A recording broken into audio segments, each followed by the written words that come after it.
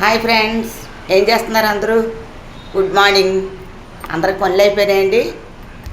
మాకు కూడా ఇప్పుడే పని అయిందండి. బట్టలు అవి తీసుకున్నాను, టిఫిన్లు అయిపోయినాయి, అన్నీ అయిపోయి, స్నానాలు అయిపోయినాయి, అన్నీ అయిపోయినాయి. ఈరోజు సరదాగా మీతో కాసేపు కూర్చొని మాట్లాడదామని కూర్చున్నానండి. మనకి ద్రోహం చేసిన వాళ్ళు ఉంటారు చూసారండి. వాళ్ళు ఏదో బాగుపడిపోయాం అనుకుంటారండి. పుణ్యక్షేత్రాలు తిరుగుతారు, అన్నీ తిరుగుతారు, కానీ వాళ్ళు చేసిన కర్మఫలం ఎక్కడికి పోతుందో చెప్పండి. వాళ్ళ కర్మఫలం పక్కనే వేస్తాడు దేవుడు. పుణ్యక్షేత్రాలు తిరిగినంత మాత్రాన్ని వాళ్ళకి ఏదో పుణ్యం వచ్చేస్తుంది, చేసిన పాపం పోద్ది అనుకుంటారు, కానీ పోదది. అది వాళ్ళ కర్మఫలం పక్కనే వేస్తాడు భగవంతుడు. వేసి మనకు చేసిన ద్రోహం మనం కూడా కుమిలిపోకూడదండి. మనకు చేసిన ద్రోహం ఆ భగవంతుడు తీరుతాడు కదా. మనం ఎప్పుడైతే వదిలేస్తామో అప్పుడు వాళ్ళకి ఆ కర్మఫలం వాళ్ళకి తెలిసి వస్తుంది. ఏదో క్షేత్రాలు తిరిగిస్తాం, శ్రీశైలం తిరిగిస్తాం, అరుణాచలం వెళ్ళిపోయాము, ఏదో పాపం పోతుంది అని అనుకుంటుంది, కానీ అనుకో, అది భగవంతుడు ప్రత్యేకంగా పక్కనే వేస్తాడు కదండి. ఒకడు ఉన్నాడండి, ఆడికి కొట్టి అద్దెకి ఇచ్చాము, ఆడి మట్టికి ఆడ అలా చేసాడు. మొత్తం అందరూ అలా చేసేసి కరెంటు బిల్లులు కాల్చేసి వెళ్ళిపోతే ఏం చేస్తామండి మనం? అసలు ఇప్పుడు ఇంటద్దంటే ఇవ్వపోయాడు. కరెంటు బిల్లు ఎవడు కడతాడండి? కరెంటు బిల్లు 15,000 కట్టేసి వెళ్ళిపోయింది. ఈరోజు నీ పెద్ద స్టార్ని అయిపోయాను అనుకుంటుంది యూట్యూబ్లోని, ఇన్స్టాగ్రామ్లో స్టార్ని అయిపోయాను అనుకుంటుంది.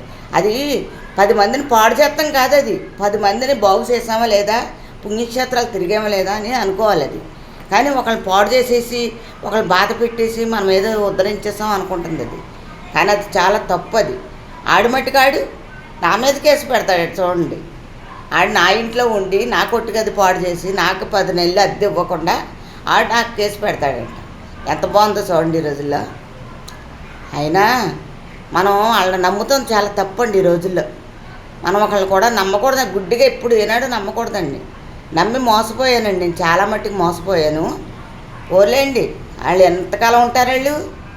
దేవుడు అనేవాడు ఉన్నాడు అనుకోండి, కర్మఫలం పక్కన ప్రత్యేకంగా ఎత్తాడు. ఎవరి కర్మఫలం వాళ్ళకే ఎత్తాడు. మనం చోటుని ఒకలాగా ఎదుర్కొంటూ ఒకలాగా మనం మాట్లాడామనుకోండి, చాలా తప్పండి అది. అది దేవుడు చూస్తున్నాడని అనుకోరు. ఏదో చేసేసాము, ఏదో అయిపోయింది, మనం ఏదో వెళ్ళిపోయాము, ఇల్లు దాటేసాము అనుకుంటారు. అది వాళ్ళు నమ్మిన వాళ్ళు మనం ఎంత మోసం చేసామా అని వాళ్ళు అర్థం చేసుకున్న రోజు వచ్చేటడికి వాళ్ళకి ఆ జీవితం అయిపోద్దండి. ఇంకా ఏం మిగలదు వాళ్ళకి. ఇంకా ఆ కుసించుకుపోయి ఏమైపోతారో కూడా వాళ్ళకే తెలియదండి అసలు. అప్పుడు బాధపడతారు, పలానా ఆవిడికి ఇలా చేసాము, పలానోడికి ఇలా చేసాము అని అనుకుంటారు. దేనికండి? ఒకళ్ళు మోసం చేస్తే దేనికి కలిసి వస్తుంది వాళ్ళకే చెప్పండి? దేనికి కలిసి రాదు. భగవంతుడు అనేవాడు ఉంటే మనం ఏది కూడా బాధపడకుండా మనం ముందుకు నడిచామనుకోండి, బాగానే బాగుపడతాం. మనం బాగుపడిన చూసి వాళ్ళు కుళ్ళిపోవాలి, అంతేగాని మనం ఈ రోజుని ఏదో వాళ్ళు తినేసి వెళ్ళిపోయిన గరుకు తిని గాడిద పోయింది అంటారు చూసారా, ఆ టైపు. అదేదో పుణ్యక్షేత్రాలు తిరిగినంత మాత్రం దాని బతుకు గట్టెక్కిపోదండి. 10,000 కరెంటు బిల్లు కాల్చేసింది. ఈడు మట్టికి అద్దె 10 నెలలు అద్దె ఈడివ్వాలి, ఈడివ్వకుండా ఈడెళ్ళిపోయాడు.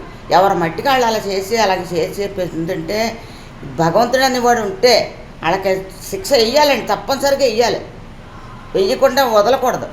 నేను ఎంతని వదులుతానండి? ఎంత చెయ్యను నేను చెప్పండి? నాకు పెద్ద సంసారం, మొగుడు బయటికి వెళ్ళి మొగుడు కాదు, తెచ్చి మొగుడు కాదు నాకు. తను అలా పడుకొనే ఉంటారు. నాకు పిల్లలు కూడా పెళ్ళిళ్ళు అయిపోయి వెళ్ళిపోయారండి, ఎవరి దారిని వాళ్ళు వెళ్ళిపోయారు. మేము కూడా బతకాలి కదండి, మాకు దారి ఉండాలి కదా. మాకేం రేషన్ బియ్యాలు ఏమి రావండి. మాకు రేషన్ బియ్యాలు ఇస్తాం, చేయొద్దు డబ్బులు ఇస్తాం, రేషన్ తీసేశారు మాకు. పెన్షన్, మా ఆయనగారు పెన్షన్ డబ్బులు తీసేశారు. ఎలా బతుకుతామండి మేము?